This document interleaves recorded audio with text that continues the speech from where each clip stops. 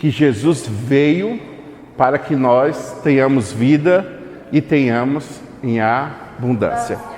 O segredo da abundância é algo que eu tenho de sobra, eu tenho além. Eu não tenho somente o básico, eu sou abundante.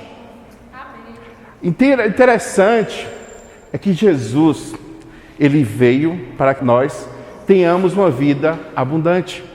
Só que eu, como cristão, eu às vezes não consigo acessar essa vida em abundância. Eu não consigo ir lá e viver essa vida em abundância. Mas será que eu não consigo ir lá viver em abundância porque Jesus não conseguiu cumprir o papel dele, ou porque eu ainda não entendi o que já foi feito por mim? Eu te garanto, com toda certeza, que nós só não acessamos uma vida abundante por nossa responsabilidade. Porque Jesus já veio e já deixou. A palavra não é eu virei, eu vim. Ele já veio, é passado, ele já fez, para que você tenha vida e a tenham com abundância, ou algumas versões em plenitude, ou algumas versões uma vida plena. O grande segredo hoje que nós vamos falar é sobre como eu posso ter uma vida plena. E o que Jesus fez para que eu possa ter essa vida plena. Jesus veio, ele nasceu, ele sofreu, ele morreu, ele ressuscitou e ele vivo está. Eu gosto muito de um versículo que tem lá em Hebreus 12:2, que fala o seguinte: pela alegria que lhe fora proposta, Jesus enfrentou e suportou a cruz. Jesus se alegrou por algo que viria, uma alegria que foi proposta a ele. E qual é essa alegria que Jesus suportou a cruz? Qual foi a consequência da cruz? A minha salvação, a sua salvação, a minha vida eterna, a sua vida eterna. A cruz foi extremamente devastadora, foi sofrimento, foi morte, foi pecado. Tudo que ele não merecia, ele sofreu. Ele se entregou como cordeiro. Para quê? Por uma alegria que lhe fora proposta. Qual é a alegria? A minha vida, a sua vida, salva em abundância.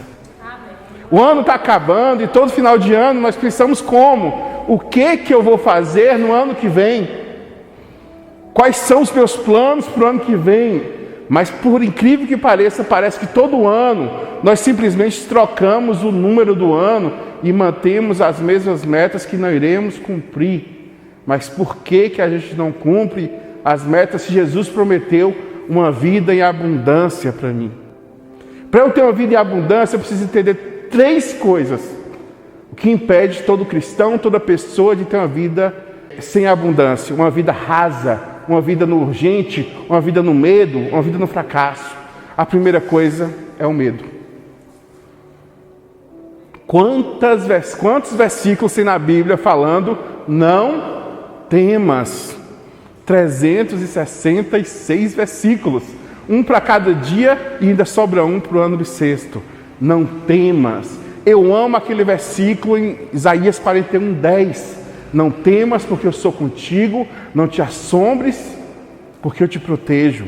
Eu te guardo debaixo das minhas asas. Não temas, porque eu estou contigo. Eu amo essa palavra dita pelo próprio Deus e dita por Jesus também. Jesus, quando morreu e ressuscitou, ele deixou uma promessa para a gente.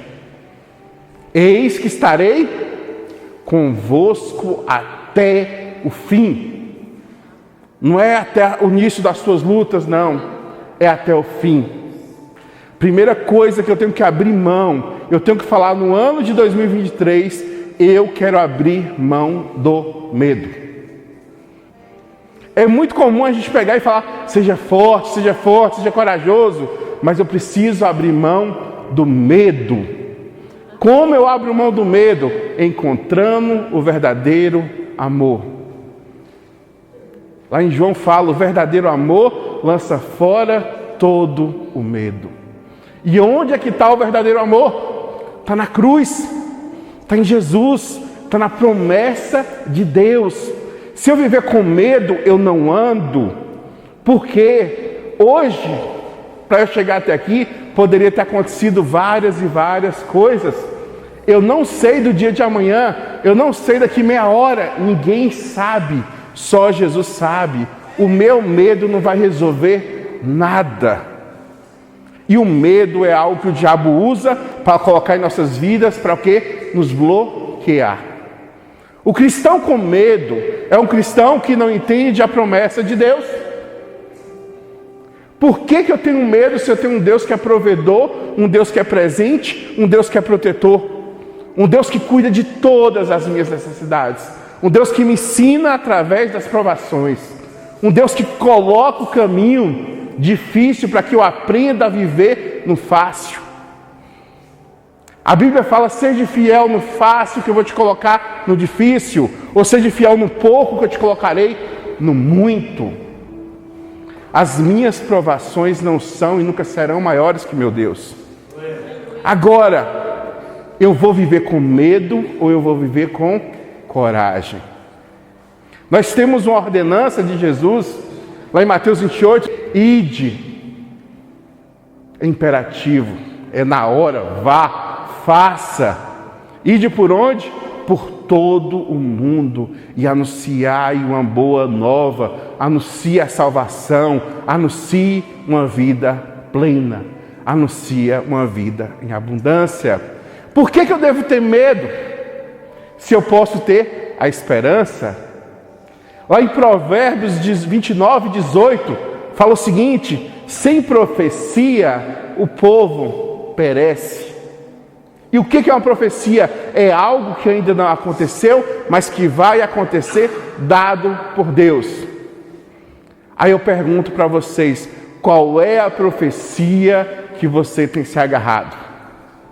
Uma profecia dada por Deus de que eu derramarei do meu Espírito sobre toda a carne, uma profecia do meu Deus que eu estarei contigo quando passares pelas lutas, pelas provações, ou você cria situações de medo que impedem a situação?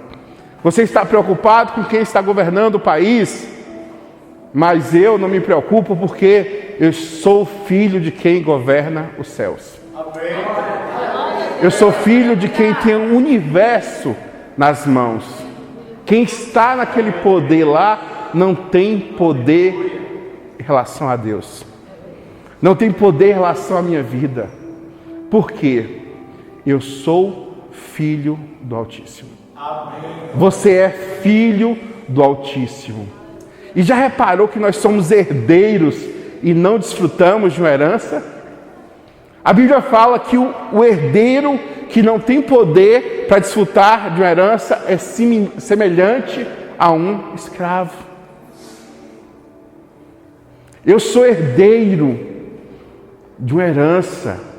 Deus é criador de todas as coisas. Então, a partir de hoje, eu preciso falar: Deus, tira de mim esse medo, o medo que me impede de progredir, o medo que me impede de ir, o medo que me tira a ousadia em Cristo. Nós precisamos entender que quando Jesus chamou aquelas pessoas para ser seus discípulos, seus apóstolos, Ele não escolheu pela capacidade deles, mas Ele escolheu pelo projeto que Deus tinha para eles. Não é a minha capacidade, não é a sua capacidade que vai determinar o propósito de Deus. Você consegue entender isso? Não são minhas forças, não é as minhas limitações, e sim o plano que Deus fez para mim. E eu preciso entender que eu tenho um propósito nessa terra. Todos os homens da Bíblia tinham um propósito muito claro. Noé, ele andou com Deus, e Deus o preservou quando todo mundo morreu, e ele fez a arca e sobreviveu ao dilúvio. A gente consegue entender isso claramente. Todos nós somos descendentes de Noé. Já pensou quando chegar lá no céu? Noé, cadê sua descendência? Todo mundo. Pensa comigo, todo mundo tinha um propósito. Jesus, ele veio com um propósito de libertar o cativo e dar vida eterna. Qual o propósito de Jesus? Como eu falei no começo, eu vim para que você tenha vida e a tenha em plenitude, em abundância, uma vida cheia. Segunda coisa, eu preciso me livrar da ansiedade. Por que eu sou ansioso? Por que eu quero as coisas no meu tempo? Por que eu quero tudo na minha hora? Eu tenho que entender uma coisa, é Deus quem controla o tempo. E eu tenho que estar diante de Deus para receber no tempo dele, para fazer as coisas no tempo dele, esperar enquanto eu tenho que esperar. É muito fácil pedir algo a Deus, mas é muito difícil esperar. Quanto mais eu fico ansioso, menos eu consigo ter a paz. Bora pensar o seguinte, de dia eu vou trabalhar e de noite eu vou meditar em Mateus 6, 25 ao 34, que fala o quê? Não se preocupe com o dia de amanhã, não se preocupe com o que você vai comer, não se preocupe com nada, porque Deus está cuidando de tudo. E busque primeiro o meu reino, e essas coisas eu vou acrescentar em sua vida. Eu tenho que entender o seguinte, Deus é rei? Ele reina em minha vida? Amém. E eu aceito o reinado de Deus. Então para que eu vou ficar ansioso? Para que eu vou trazer o futuro para agora? Eu não vou conseguir mudar nada no futuro com minha ansiedade. Agora eu vou conseguir afetar minha saúde, eu vou conseguir afetar o meu dia, eu vou conseguir afetar várias e várias coisas, porque eu estou muito ansioso com coisas ruins. A Bíblia fala, traga à memória aquilo que te dá esperança. Se for para ficar ansioso, fique ansioso por aquilo que vai te dar o quê? Esperança. O que pode me trazer esperança? Eu não vejo a hora dessa igreja estar lotada. Eu não vejo a hora daquela galeria estar funcionando, cheia de pessoas. Se é para trazer alguma coisa à memória, traga aquilo que dá esperança. Eu não vejo a hora da gente ter 2 cultos no domingo, porque um só não dá. É isso que eu tenho que trazer à memória. Vidas rendendo aos pés de Jesus. Porque a Bíblia fala, grande é a seara e poucos são ceifeiros. É isso que eu tenho que trazer à memória. Eu tenho que trazer à memória o quê? Nada me separa do seu amor, Jesus. Então eu vou, primeira coisa, me livrar do medo, não viver com ansiedade. E a terceira coisa, eliminar a culpa e o rancor. O diabo, ele quer te chamar pelaquilo que você fez de errado.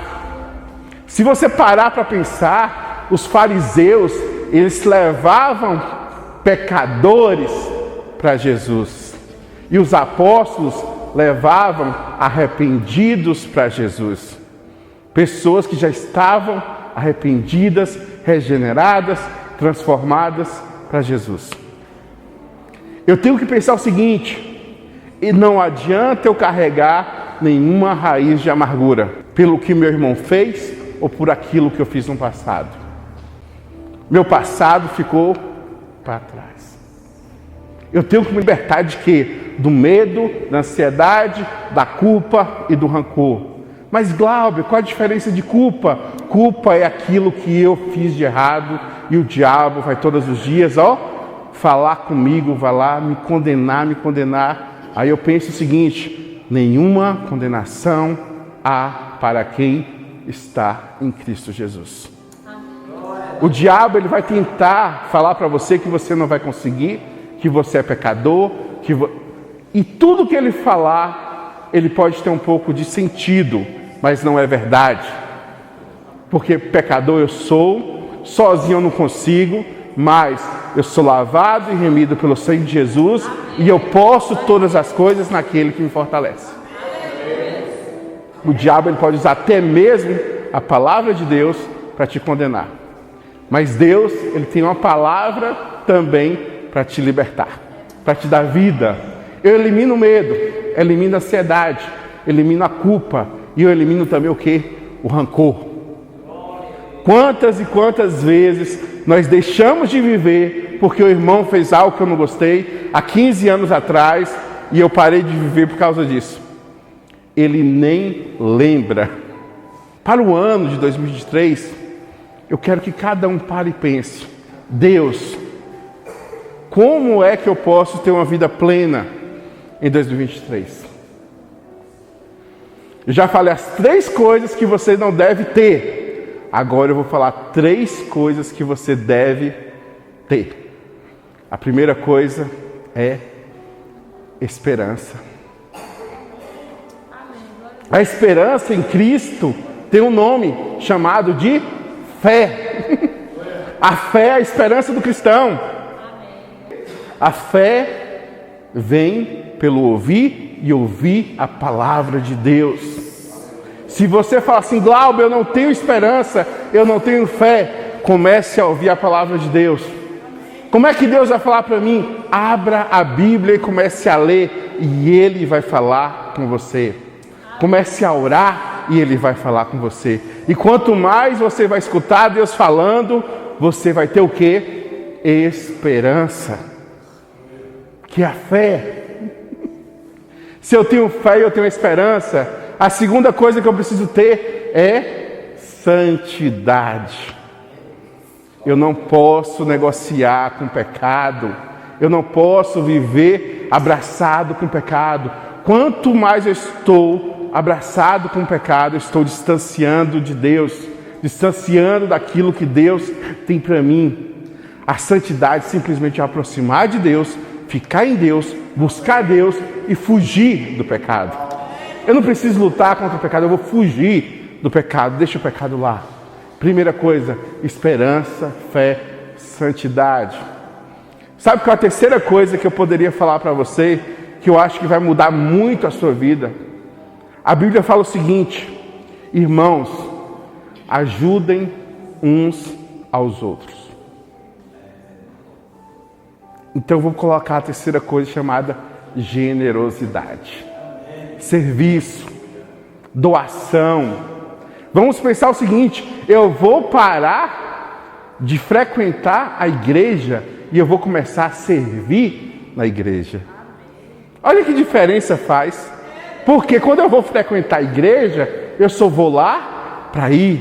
Mas quando eu vou servir, eu vou fazer aquilo que a igreja precisa que eu faça. Servir.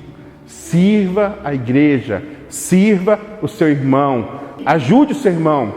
A Bíblia não fala se ajude, faça aquilo que é bom para você. Não, a Bíblia fala ajudem uns aos outros. Aí você fala: Glauber, eu não estou em condições de ajudar ninguém. Com certeza tem. Com certeza tem. Sabe qual a melhor forma que você pode ajudar seu irmão? Aquele que não conhece Jesus, fale de Jesus.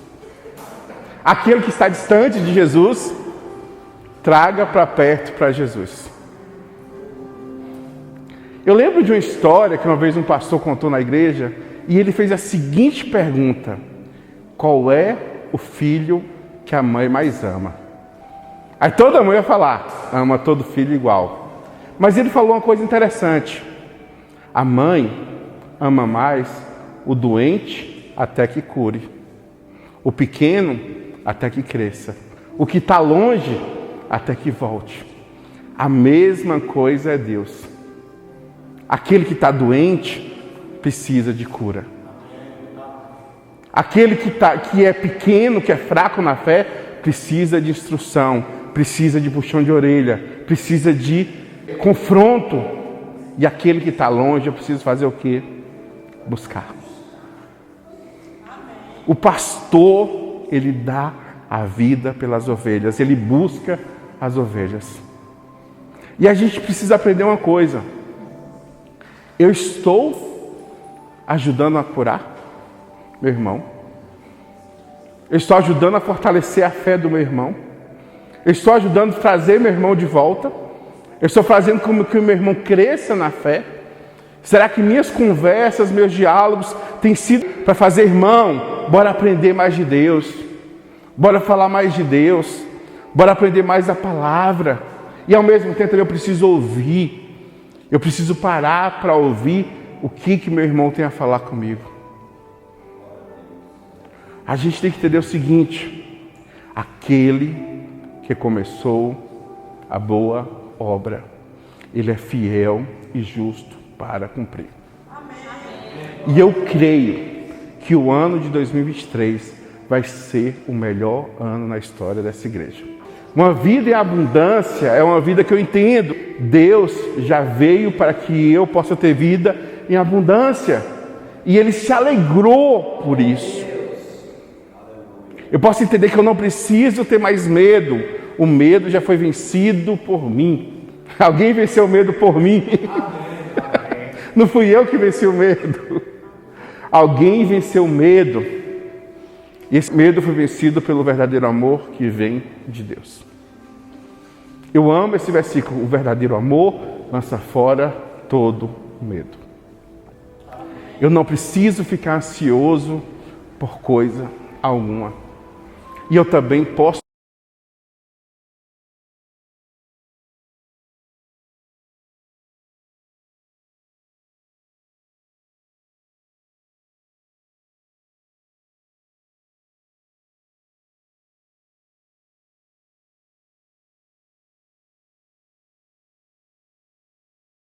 fé e esperança no amanhã.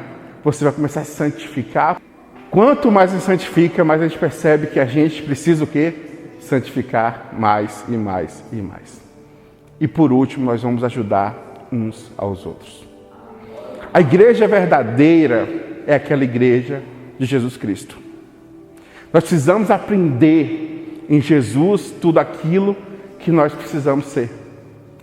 E Glauber, como é que eu sei que algo em minha vida vem de Deus ou não? Primeira coisa, tudo que vem de Deus não vai contra a palavra dele. Vai ser sempre coerente com aquilo que ele falou na Bíblia. Ponto. Segunda coisa, tudo aquilo que vem de Deus o torna mais parecido com Jesus. Tudo aquilo que vem de Deus te torna mais parecido com Jesus. E o interessante, se a gente começar a ver que os discípulos se tornaram muito mais parecidos com Jesus após Jesus ir ao céu. Antes de Jesus ir ao céu, olhar para os discípulos e ver o quê? Homens comuns, homens fracos, homens que a sociedade não daria nada. Mas depois que Jesus começou a habitar neles, tudo mudou. Aí você pergunta, Glauber, o que mudou? O Espírito Santo de Deus começou a habitar neles. O que pode mudar na minha vida e na sua vida é deixar o Espírito Santo de Deus habitar. Amém. Fazer morada, ser morada e transformar a minha vida